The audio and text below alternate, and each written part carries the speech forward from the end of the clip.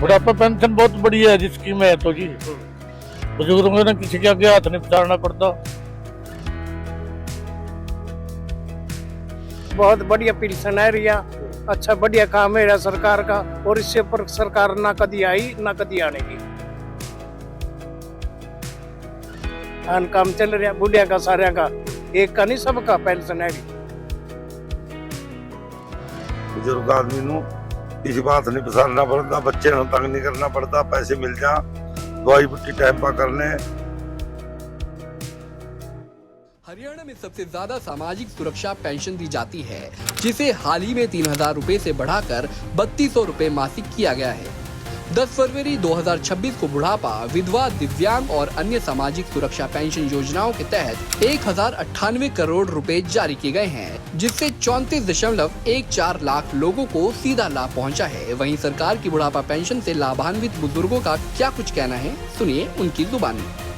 बहुत ही बढ़िया फायदा जी, ऐसा तो फिर कभी फायदा होया भी नहीं। दवाई बुट्टी टाइम पर करने, कोई चीज लियानी करनी हो अपने टाइम पर कर ले जी, जो अपना बुढ़ापे का अपना दवाई बुट्टी का काम चल जाए, अपने खाने पीने का काम चल जाए, बहुत बढ़िया जी। सामाजिक सुरक्षा पेंशन न सिर्फ बुजुर्गों को आर्थिक तौर पर मजबूत बना रही है, बल्कि उनके सम्मान की रक्षा भी कर रही है। अब बुजुर्गों को अपनी दवाइयों के खर्चों के बारे में चिंता करने की जरूरत नहीं पड़ती, क्योंकि वो जानते हैं सीएम नायब सैनी उनकी जरूरतों का ख्याल रख रहे हैं। ये सम्मान दिया है बुजुर्गों को। 11 वर्षों में वृद्धावस्था पेंशन 1,000 रुपए से बढ़ा करके ये 3,200 रुपए मासिक किया है, 3,200 रुपए मासिक। और इसी प्रकार हमने वृद्धावस्था पेंशन में सबसे ज्यादा 2,200 रुपए की बढ़ोतरी की। सशक्त हरियाणा, मजबूत हरियाणा। मुख्यमंत्री नायब सैनी के कुशल नेतृत्व में हरियाणा में बच्चे हो या महिलाएं, युवा हो या बुजुर्ग, सबकी प्रगति और मजबूती के लिए योजनाएं बनाई गई हैं। Well, only God and President Trump knew when the war would begin, and maybe only God and President Trump know when it will end. But a more rational understanding of what has happened and what is likely to happen, I think it can safely say that President Trump will not want to end the war before he can declare some form of victory. The costs of not being able to do so are very high for him, domestically, internationally, and the credibility of his whole administration and of his whole term in office actually now rests on the outcome of this war. So the stakes are not only high for him, but also for the rest of the world. It is about as dangerous a game of brinkmanship as we could have imagined at this time of the century. How then would he define victory? He has to show the people of America and everyone else who is interested a very what could be believed in terms of an American achievement. So far, in what now has become 10 days of war, the initial American euphoria at the success of the assassination of Ayatollah Khamenei has been tempered by the reality that Iranians have proved that they are not a pushover. They have actually taken some very significant successes. They have achieved some very significant successes. American bases, their THAAD missile systems, their radars, American compounds, embassy compounds, and so on and so forth. We have the $20,000 Iranian drone has shown itself capable of fighting against $1 million or $3 million interceptor, far more expensive missiles. The Iranian missiles have also proved to be more accurate than I think the analysts thought they would. Israel has been repeatedly hit, which means that the much vaunted Iron Dome has been proved to be porous. Iran has not fully deployed its supplementary resources. The Houthis still have not entered the war. So I think they've also taken some. They have taken some, shall we say, measures to ensure that they don't run out of steam. But realistically, what could Washington define as a victory?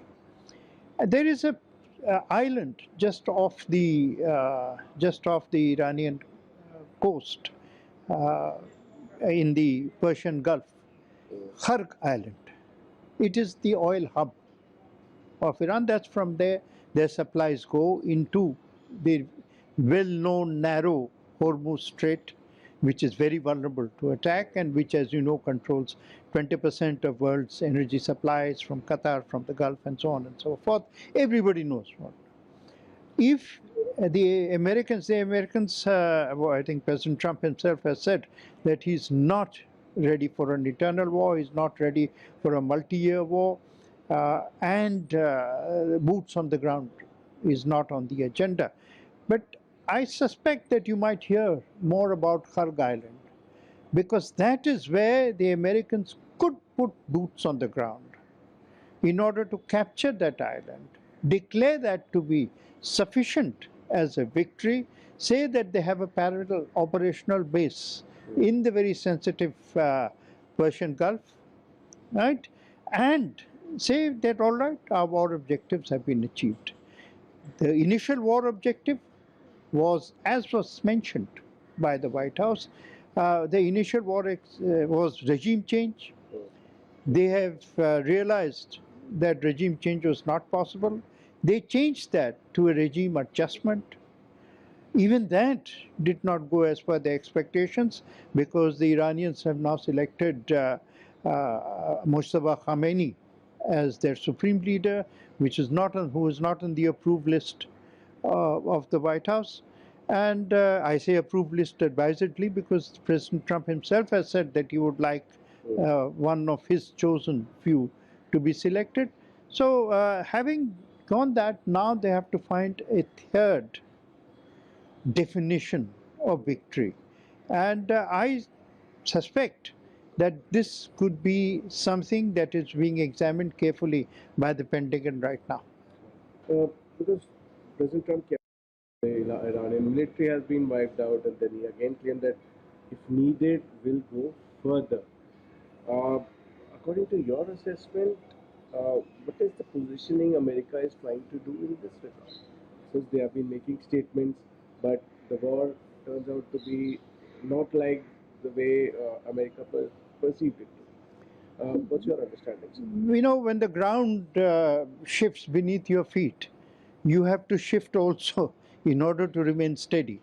So the shifting patterns of American war objectives prove also that they have to now readjust to new realities that have emerged from the conflict. And when I mentioned Khark Island, it was, I was actually putting in place a potential new reality as a war objective. As I said, the cost of simply walking away from an unresolved conflict would be a price too high in political terms for President Trump.